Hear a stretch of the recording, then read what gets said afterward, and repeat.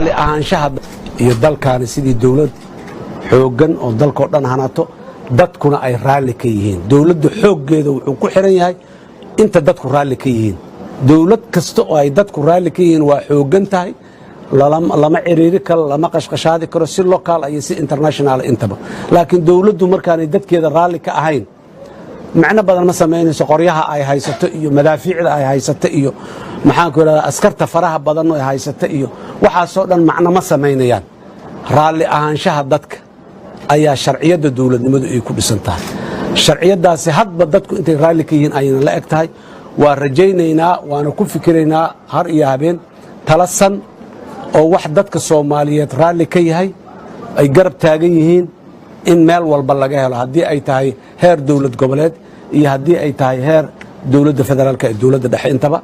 madaxdeenna qaranka waxaan leenahay mas-uuliyaddii adinkaa haya, annaguna muxuu ahaaye idinkuma haysanno mas-uuliyadda, laakiin talada dalka si lagu heshiiyey oo lagu ballamay ayaa madaxda loogu dhiibay, hay-adaha loogu dhiibay.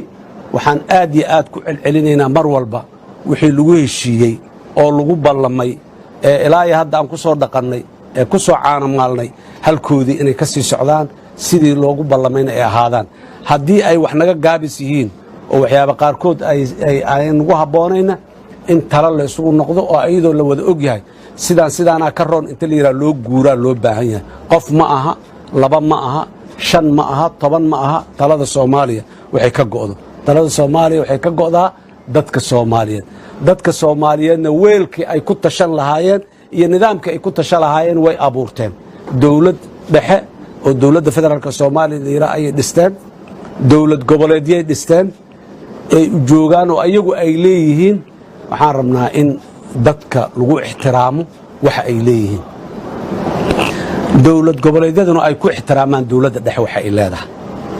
waxa ka wada dhaxeeya dadka oo dawladda dhexe iyo dawlad goboleedyada ka dhaxeeyana wada tashi iyo wada hadal iyo is-ixtiraam iyo isqadarin ayay ku jirtaaye intaas iyo dhinacaa la aado ismaquunin maxaanku idhahdaay xoogis maxaanku idhahdaay kuma jirto marna. nooma dhalin, horena umaanaan soo guulaysan, haddana ku guulaysan mayno, berrina kuma guulaysan doono.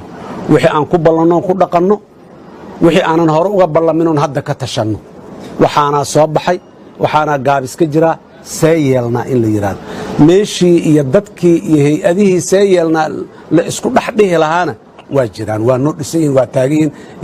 yaanan awood tirin oon daciifinine aan sii xoojinno oon kor u qaadno. aad iyo aad ayaa u mahadsantihiin. runtii in dawladnimada ay u dunto sharciga lagu dhaqmi waayo. dadka Soomaaliyeed waxay ku wada joogeen sharci kuma wada joogeen, waxay ku wada joogeen waxay u wada dhasheen oo Soomaalinimo ah, ahalnimo ah. laakiin waxaan rabnaa in lagu daro sharci. waqti badanaa lagu soo bixiyey. dawladdii koobaad lagu doortay maaha dawladdan, waa dawladdii labaad lagu doortay. marka walaalkay xasan sheekh oo asagana maanta runtii iga soo horreeyay u mahad celinaya runtii doorka fiican oo ka qaatay. dastuurkan hadda yaalla qofka koobaad lagu doortay asagoo ahay.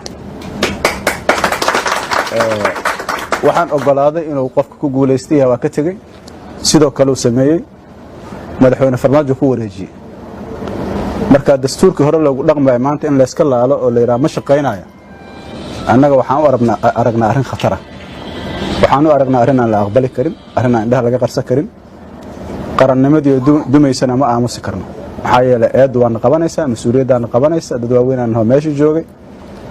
marka qof walboo Soomaaliya waxaan jeclaa lahaa inuu qalbigiisa ku qabto annaga waxa aan rabno inuu sharcigu sarreeyo, wax kaloo rabno lama arko.